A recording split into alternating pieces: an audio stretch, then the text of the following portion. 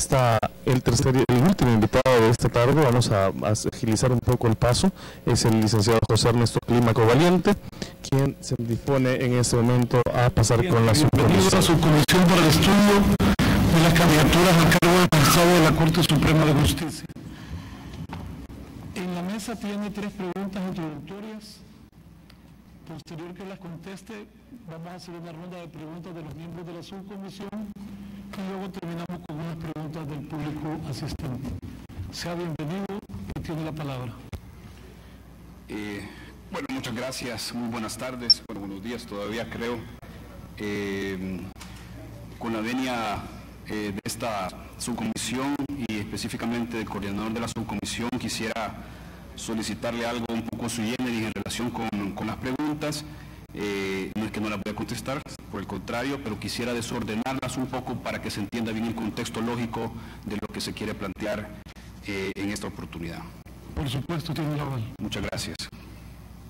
Bueno, en primer lugar, quisiera desarrollar el tema del currículum, de su currículum personal y profesional que considero importante destacar para ser candidato a magistrado de la Corte Suprema de Justicia, particularmente a la Sala de lo Constitucional. Bueno, yo personalmente, más que contarles y venir a hacer un catálogo de todas las cosas que he podido lograr a lo largo de mi trayectoria profesional, quisiera mejor contarles la historia de mi trayectoria para que ustedes puedan advertir realmente si existe o no existe la idoneidad suficiente para optar para este cargo. Por supuesto que voy a respetar los tiempos y eso lo tengo claro. Empiezo mi recorrido profesional en los juzgados de Santa Tecla. Ahí por primera vez entré al juzgado de paz, fui meritorio, empecé como meritorio ahí en los juzgados de Santa Tecla y posteriormente, digamos, por mi buen desempeño, logré entrar como citador del tribunal. Fui citador un par de meses y luego fui ascendido a notificador otro par de meses también y posteriormente fui colaborador jurídico del tribunal de un juzgado de paz ahí en Santa Tecla. En ese tiempo me estudiaba en la Universidad Matías Delgado y en la universidad tenía ya la cátedra de Derecho Procesal Constitucional y casualmente la persona que me daba la cátedra de Derecho Procesal Constitucional era la secretaria de la Sala de lo Constitucional. En esa cátedra, en esa materia, fui el mejor alumno de esa cátedra y fui llamado por la señora secretaria en ese tiempo, quien me invitó a participar como colaborador de la Sala de lo Constitucional. Estamos hablando ahí en 1995. Desde 1995 he sido colaborador jurídico de la Sala de lo Constitucional de la Corte Suprema de Justicia. Es decir, cuando de verdad empezamos a construir lo que realmente hoy es la Sala de lo Constitucional, al menos de una perspectiva interna y de una perspectiva técnica. Dentro de esos 15 años que estuve en la Sala de lo Constitucional, tuve la oportunidad de gozar del beneficio de 2 llamados a becas en el extranjero, presenciales también, ambas oficiales. La primera fue en el 2002 al 2004, fue una maestría, se llamaba Magíster en Derecho Público con mención en Derecho Constitucional, era una maestría específicamente constitucional. En esa me gradué con 2 menciones de calidad por parte de la Pontificia Universidad Católica de Chile, una universidad sumamente exigente. Posteriormente regresé a la sala, estuve en la sala otros 4 o 5 años más. Durante ese tiempo, luego de esos 4 años, 5 años, también fui beneficiado por parte de la Cooperación Internacional Española, la Agencia Española de Cooperación, para hacer un programa de doctorado en estudios avanzados en derechos fundamentales, es decir, en derecho constitucional. Ambas son en derecho constitucional, a pesar de que el nombre de derechos fundamentales, digamos, no se entienda mucho como derecho constitucional, era una maestría oficial en derecho constitucional. Bueno, finalmente terminé, me gradué de la maestría oficial y presencial y me regresé. Estuve en la sala creo 2008-2010. Posteriormente me regreso a la sala y en la sala pues se necesitaba una persona en un programa de cooperación internacional de USAID que fuera un intérprete de normas jurídicas, y fue así que tuve la oportunidad de estar en el Centro de Documentación, fui nombrado en el Centro de Documentación Judicial para coordinar el área constitucional y sistematizar las sentencias ahora en lo que se conoce como el portal web de la Corte Suprema de Justicia. Ahí fui coordinador de esa área. Posteriormente fui llamado a la gerencia jurídica, ya conociendo el ámbito ya la gerencia pública interna de la Corte Suprema de Justicia, y me salto después a una jefatura en la que fui nombrado, que se llamaba jefe de la unidad de análisis estratégico. Veíamos todo el tema de análisis estratégico, de planes estratégicos institucionales dentro de la institución y también del órgano judicial. Posteriormente se hizo una reestructuración en la Corte Suprema de Justicia, y en esa reestructuración, entre otros temas, se planteó la necesidad, entre otras modificaciones, de crear un organismo jurídico dentro de la Corte Suprema de Justicia que aglutinara a todos los jurídicos de la Corte. Una participación pública interna una participación de hacer un concurso interno, y en ese concurso interno yo participé para 2 plazas. Era una de la jefe del jurídico de la Corte y también jefe del director de servicios técnicos judiciales, que eran ambas. En ambas saqué el primer lugar y por lo tanto opté mejor por el área jurídica, que es, digamos, el área de mi experticia y de mi pasión. Posteriormente, fui nombrado, a partir de hace un año y medio aproximadamente, fui nombrado como jefe del jurídico de la Corte Suprema de Justicia. Tengo a cargo a varias personas muy competentes, por cierto. Y un mes después de eso, tuve el honor de ser nombrado el apoderado general judicial y administrativo del señor presidente de la Corte Suprema de Justicia para representar los diferentes ámbitos de la Corte. Y también posteriormente, un mes después, creo, si no mal recuerdo, fui llamado por la Corte en pleno, por primera vez en la historia, creo, o al menos yo tengo entendido, se otorga un poder general judicial y administrativo por parte del pleno de la Corte Suprema de Justicia a mi persona para representar en juicios y diferentes actividades al pleno de la Corte Suprema de Justicia. Y bueno, esas son las actividades prácticamente que yo, ese ha sido mi recorrido laboral, académico, prácticamente siempre en derecho constitucional, pero también con un conocimiento práctico del ámbito, administrativo interno, jurídico de la Corte Suprema de Justicia. Esto también me da pie para decir, o para contestar la pregunta número 3, que dice, ¿qué lo motiva a participar en este proceso de elección? Bueno, la motivación más importante, yo creo que de todos los que estamos aquí, no sé, particularmente mía, son mis hijas. Es decir, dejarle un verdadero futuro a este país para efectos de seguir adelante, de seguir realmente evolucionando desde el punto de vista jurídico y como sociedad en lo que a nosotros y en nuestro campo de acción podremos hacer. Sin duda que otra motivación importante es, conociendo ustedes ahora el recorrido que he tenido en el ámbito de la Corte Suprema de Justicia, prácticamente 25 años en la Corte Suprema de Justicia, creo que la motivación más grande es verme hacia atrás y poder decir ahora, puchica, cuando estaba apenas entrando en el 95 en la sala, solo veía a mis superiores, los veía así, es decir, ahora llego a estos niveles de estar aquí, tratando de alguna manera de formar parte de ese selecto grupo. Pues para mí es una enorme motivación también seguir apoyando a la Administración de Justicia como lo he hecho en estos 25 años. ¿Cuál es mi apreciación general sobre el órgano judicial? Yo creo que ya prácticamente podemos ahondar si ustedes quieren, si me acaban los 10 minutos iniciales que me había concedido la coordinación y esta subcomisión, pero sí tal vez nada más mencionar algunas específicas de carácter administrativo y de carácter jurisdiccional. Yo creo que esas son las dos grandes áreas que la Corte Suprema de Justicia tiene frente a los usuarios, frente a la Administración de Justicia, y obviamente la otra área que es la administrativa, que también es un tema importante. Particularmente en el área administrativa creo que han habido muchos avances. Acuérdense, yo quiero que ustedes tengan en consideración que yo soy una persona institucional, interna, y que por lo tanto he podido advertir cómo ha ido evolucionando. La percepción quizás externa es una percepción diferente de la que tenemos los que hemos estado allí, que hemos ido viendo si realmente ha ido evolucionando. No digo que se puede evolucionar mucho más. la evolución es permanente y es constante, pero creo que sí han habido avances en el área administrativa muy importantes. Y en el área jurisdiccional también la percepción que puede haber desde el punto de vista externo sobre la muy lenta administración de justicia, creo que es uno de los males endémicos que tenemos, no solo en este país, sino que males endémicos a nivel mundial, a nivel latinoamericano también lo podemos advertir, pero sí, sin duda, esos son los dos temas en donde yo creo que podríamos aportar y ahondar. Muchas gracias. Gracias, licenciado. Vamos a comenzar la ronda de preguntas con el diputado Martel.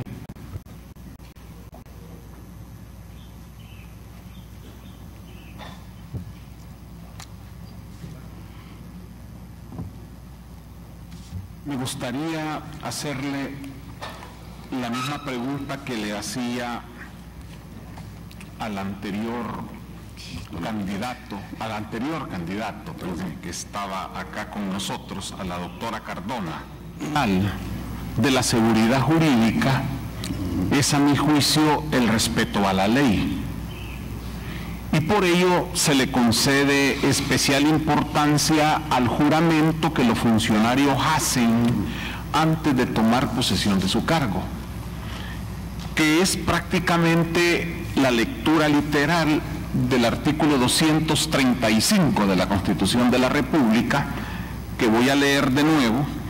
Todo funcionario civil o militar, antes de tomar posesión de su cargo, protestará bajo su palabra de honor ser fiel a la República, cumplir y hacer cumplir la Constitución ateniéndose a su texto, cualesquiera que fueren las leyes, decretos, órdenes o resoluciones que la contraríen, prometiendo además el exacto cumplimiento de los deberes que el cargo le imponga, por cuya infracción será responsable conforme a las leyes. En ese sentido, mi pregunta, mi duda está en si pueden haber resoluciones en las cuales la interpretación constitucional emitida por la Sala varíe el efecto práctico de el texto constitucional, generando un efecto diferente a la lectura textual de la ley. Y por otra parte, si a partir de eso puede resolver sobre asuntos en esa sentencia que no han sido puestos a su consideración. Pero finalmente hay algo que me llama la atención. Como todos los funcionarios sin excepción hacemos este juramento, ¿qué pasa cuando hay una resolución? Dice, ateniéndose a su texto, cualquiera que fueren las leyes y resoluciones, si un funcionario está obligado al cumplimiento de una resolución que puede incluso ser emitida por la Sala o por un tribunal sobre la base del control difuso de la Constitución, que contraríe el texto de la Constitución. Gracias. Okay. Bueno, una pregunta múltiple, digamos, pero muy interesante. De hecho, yo suelo ser bastante ambiguo en contestar, porque el ámbito constitucional precisamente se presta para esos movimientos, pero quiero decirle categóricamente que la Constitución no se puede interpretar sobre la base de un solo artículo. La Constitución se interpreta sobre la base armónica y unitaria y sistemática de todos los preceptos constitucionales. Es cierto que las autoridades no tienen otras atribuciones que las que expresamente les da la ley.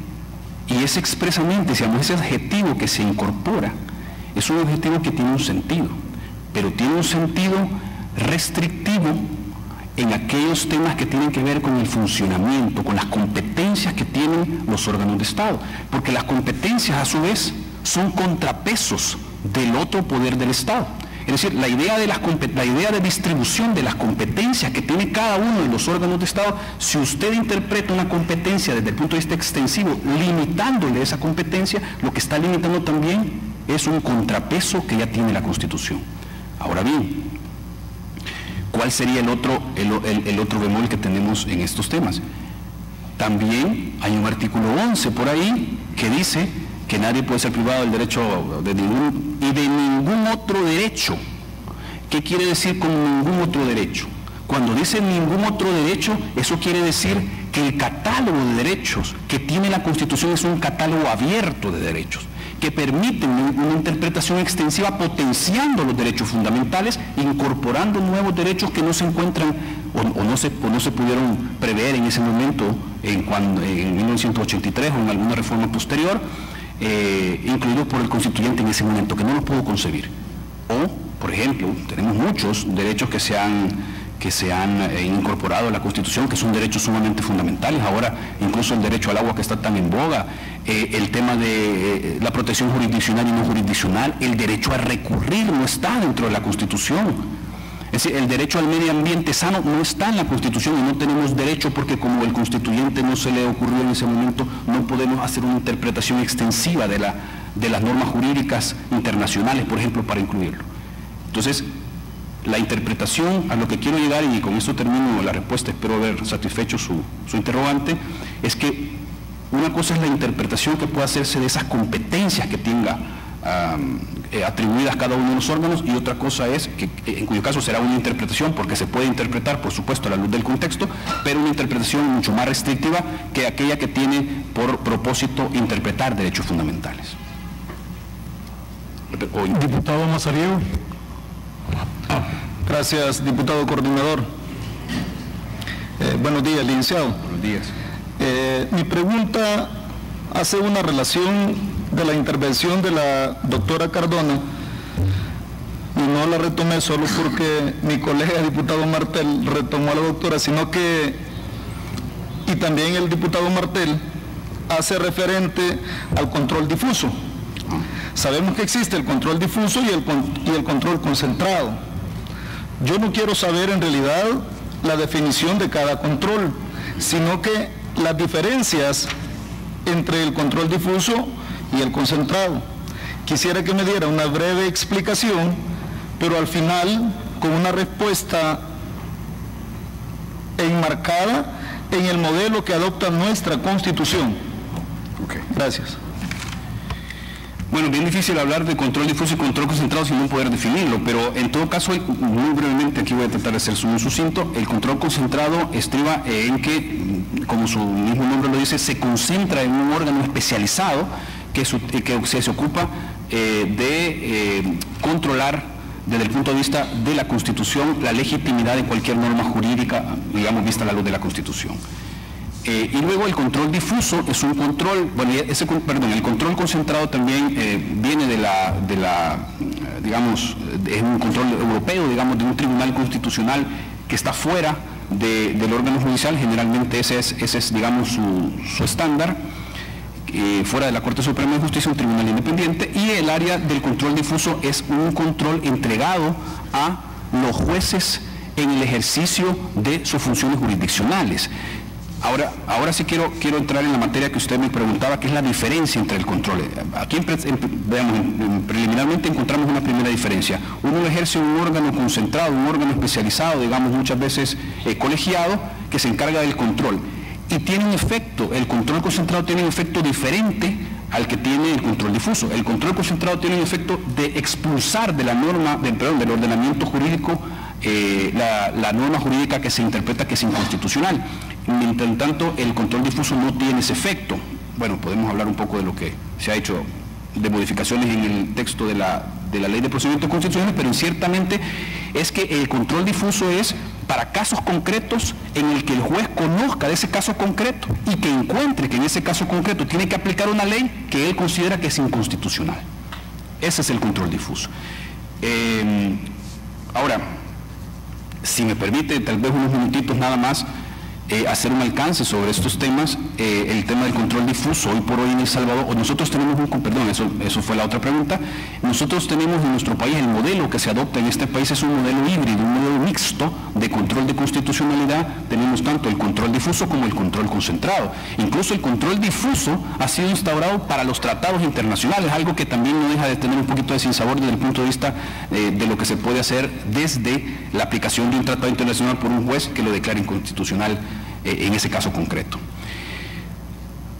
Pero a raíz de una modificación legal que se hizo a la Ley de Procedimientos Constitucionales, creo que si no mal recuerdo son los artículos 77, A, B, C, D, E, se incluyó un capítulo que tenía que ver precisamente con este tema del control difuso. Y este tema del control difuso, digamos, esa modificación que se hizo, fue una modificación parlamentaria, algunos de ustedes se podrán recordar de ella.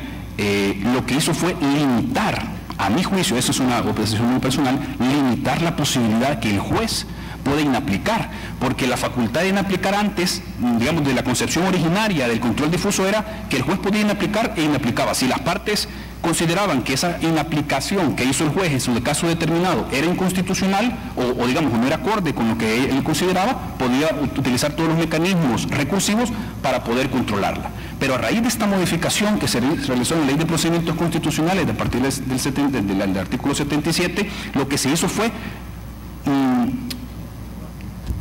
constreñir la posibilidad de que esa modificación, a pesar de que se puede hacer el control difuso, tiene la obligación ahora los jueces de remitir a, a la Corte Suprema de Justicia mediante el control concentrado para que ella revise la actuación realizada por el juez ordinario. En cuyo caso ahí también hay una limitación, algunos piensan que hay una limitación a ese control difuso por parte de la reforma que se dio.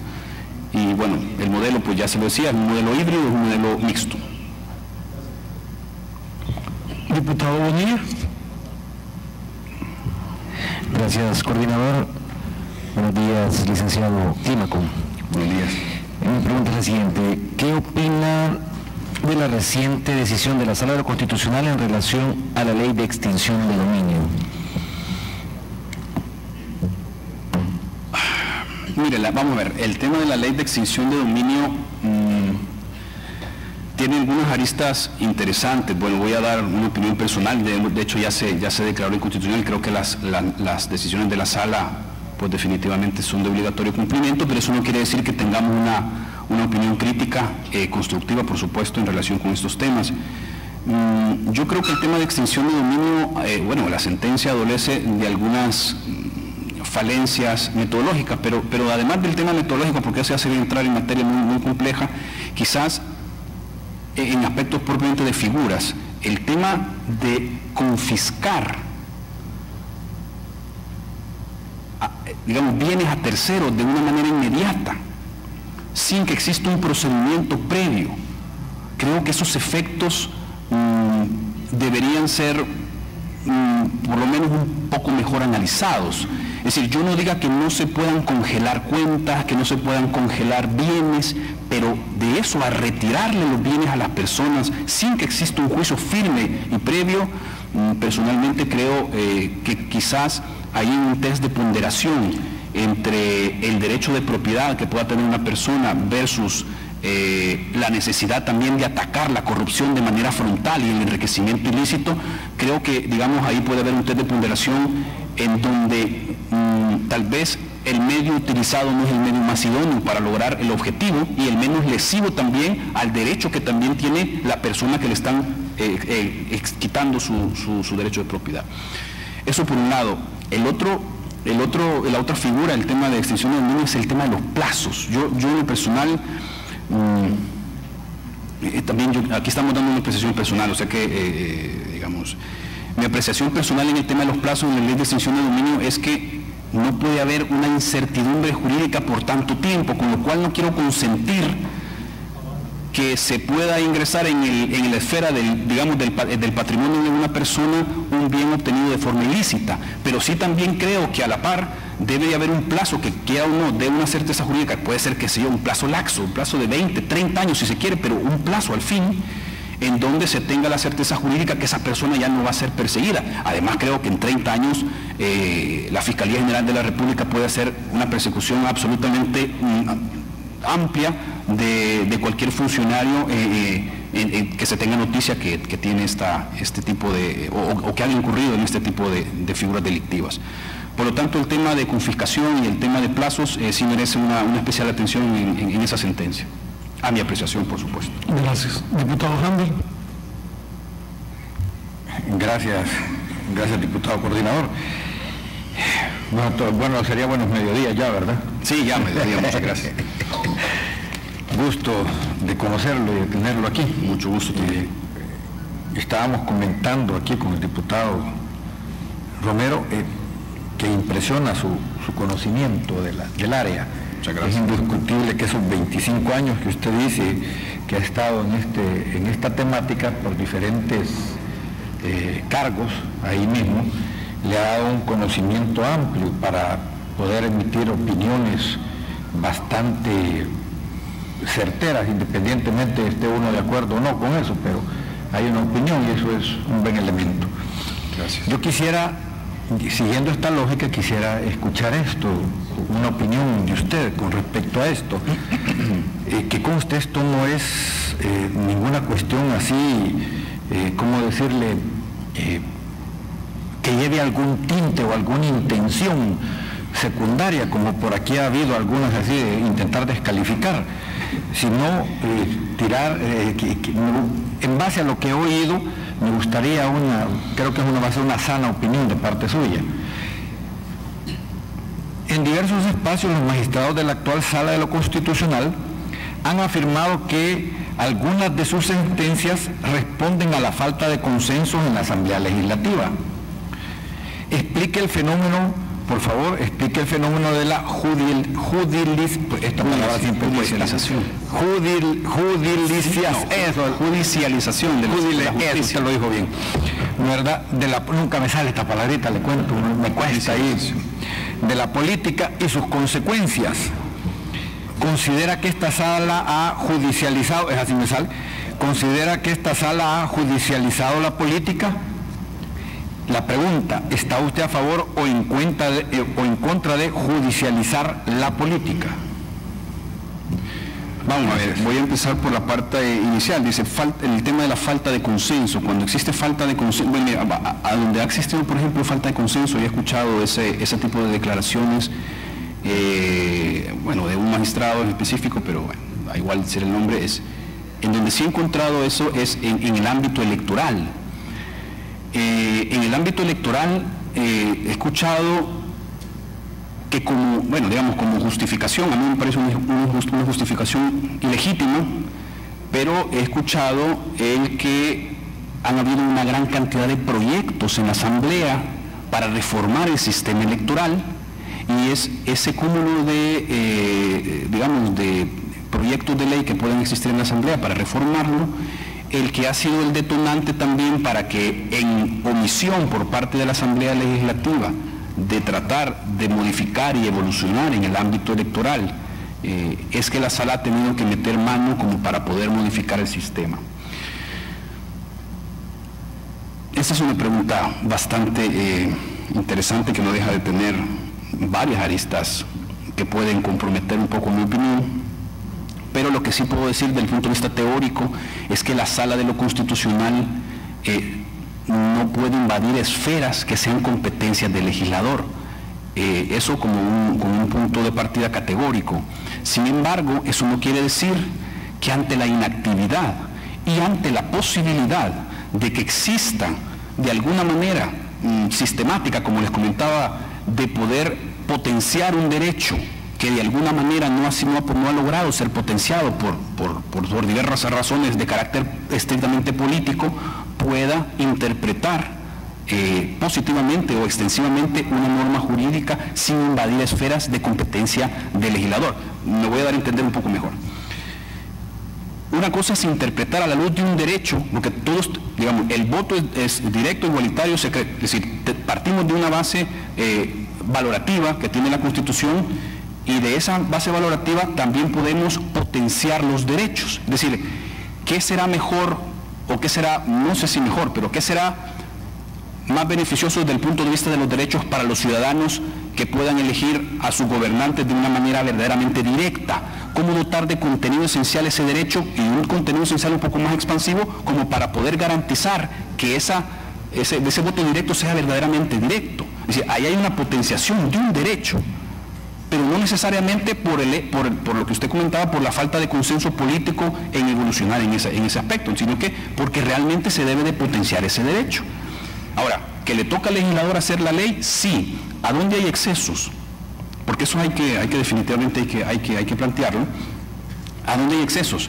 En las sentencias manipulativas, que las sentencias manipulativas son absolutamente legítimas a mi juicio, pero depende los alcances y los efectos que se le dé a esa sentencia manipulativa. Una cosa, hay unas sentencias manipulativas interpretativas que se llaman sentencia interpretativa manipulativa de carácter exhortativo. Una cosa es que yo exhorte, desde mi punto de vista, que no ha habido una legislación acorde con el estándar constitucional actual que debería de ser para potenciar el derecho de elegir directamente a los gobernantes, es decir, por rostro, por ejemplo, pero otra cosa es que yo le diga al legislador, hágalo en determinada forma.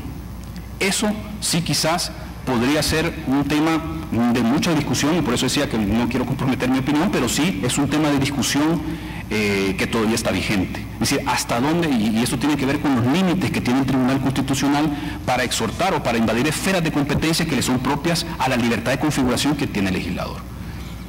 Espero haber satisfecho. Perdón. No es para fusilarla. Perdón, la segunda parte no la logré.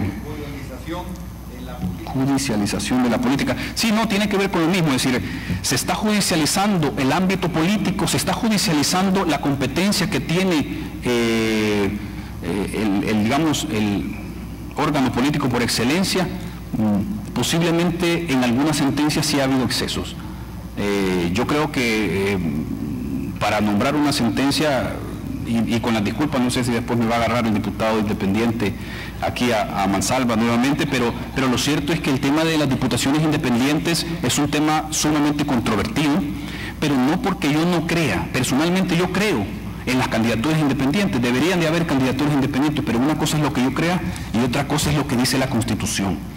Y si nos salimos de ese estándar, entonces sí, tal vez estamos excediendo algunas facultades. Yo creo que ahí también debe haber un control que se debe ejercer por parte de otros órganos de Estado. Gracias. Diputado Armendáriz. Casi va a coincidir con lo último que dijo, con el debido respeto también. La pregunta que me envían también, ¿qué incidencia tendría al momento de tomar usted sus decisiones lo popular ante lo legal? Perdón, no lo entendí la pregunta. ¿Lo popular? Ante lo legal y justo.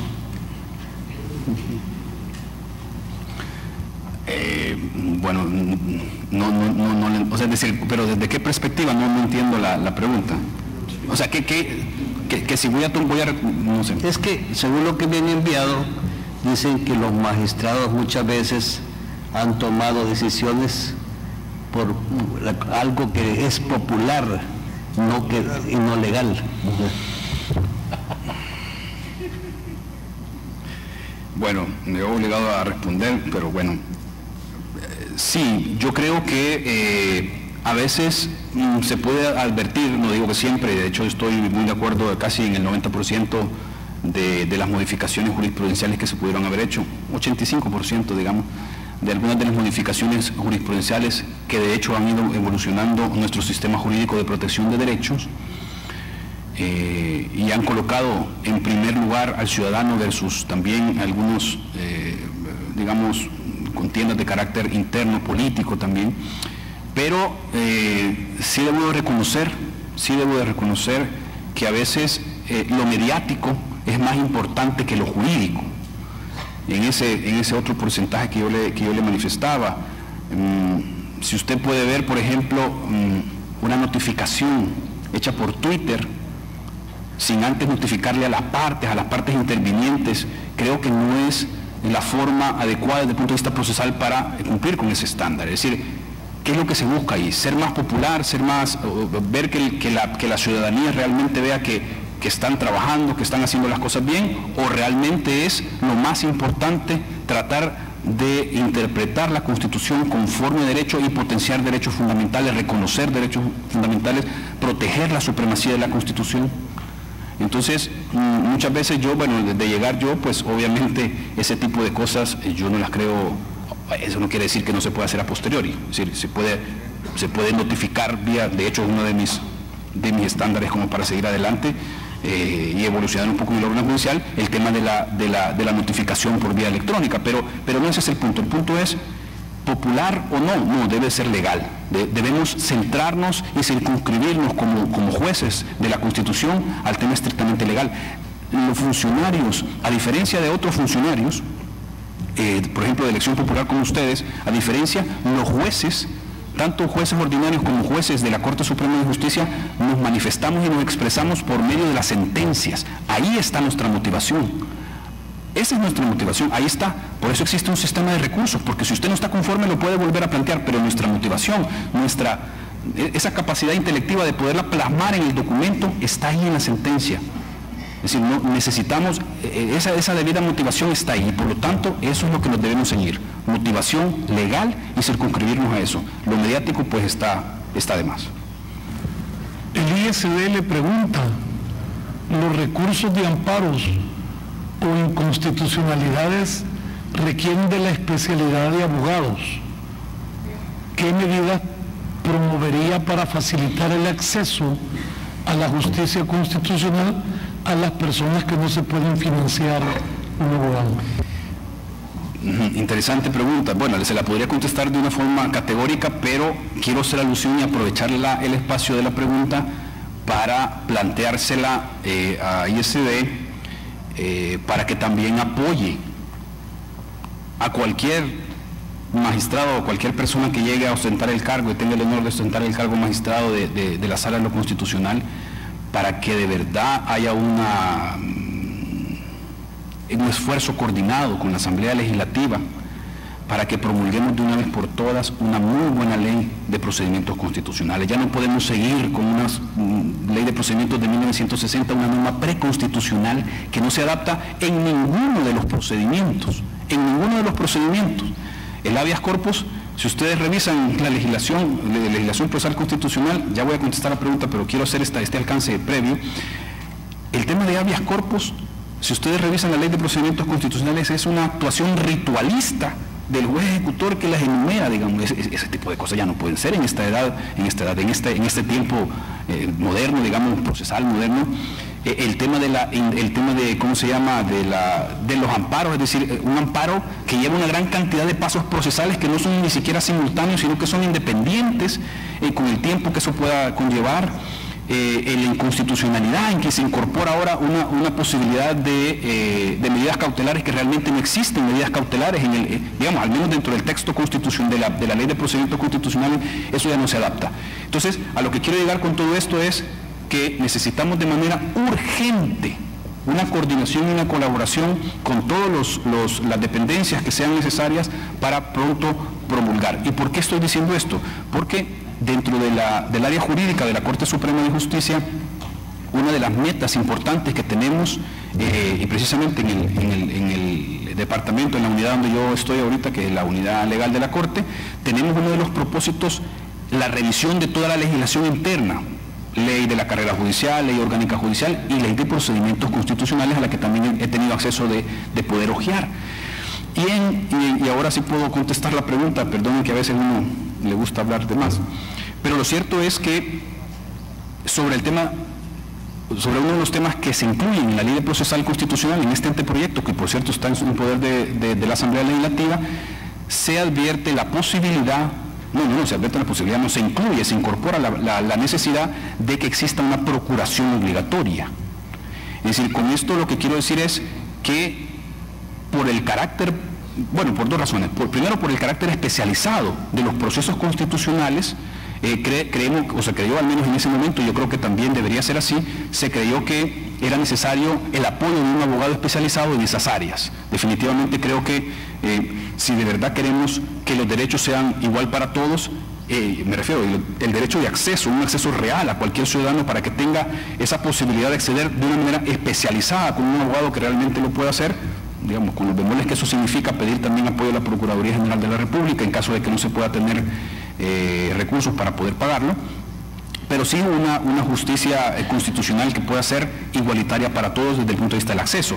Y en segundo lugar tiene que ver con la incorporación también en ese proyecto de ley de procesal constitucional del tema de la oralidad. O sea, si va a ser un juicio oral, que yo también ahí tengo mis reservas, pero si va a ser un juicio oral, o si se pretende que sea un juicio oral, también en esa oralidad creo que el mejor o el más indicado para poder comparecer tiene que ser un abogado. Yo no sé si ustedes se han percatado que esta mañana hemos tenido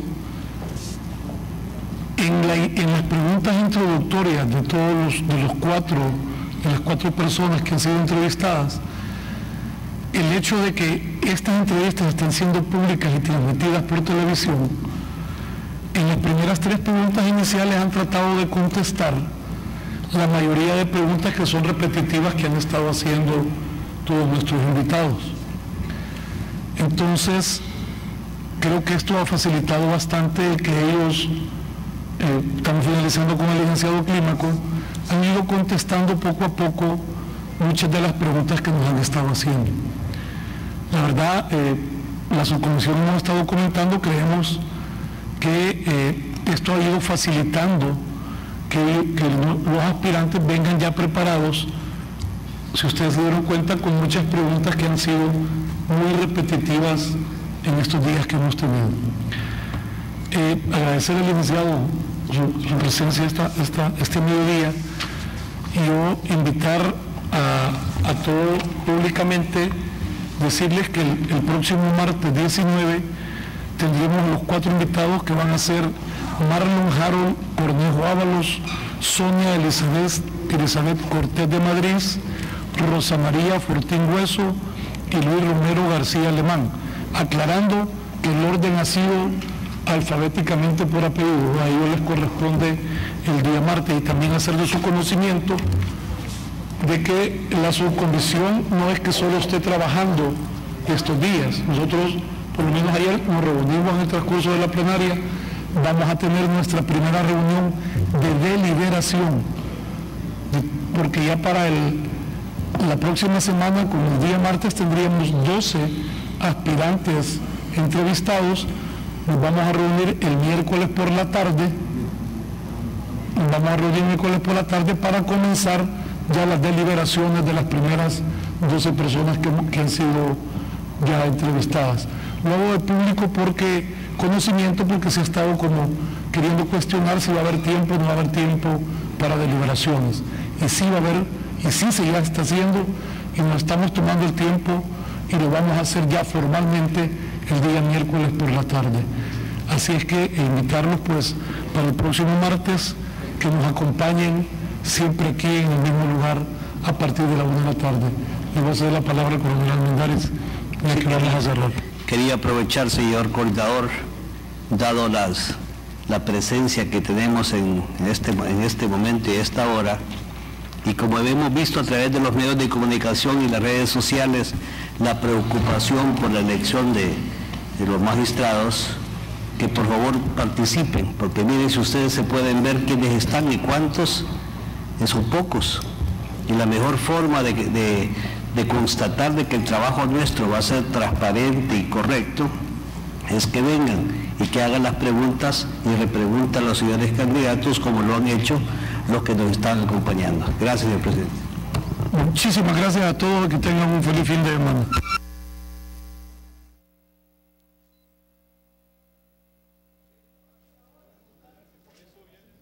Bien, amigos, así finaliza la jornada de la subcomisión programada para este día viernes 15 de junio. El licenciado José Ernesto Clímaco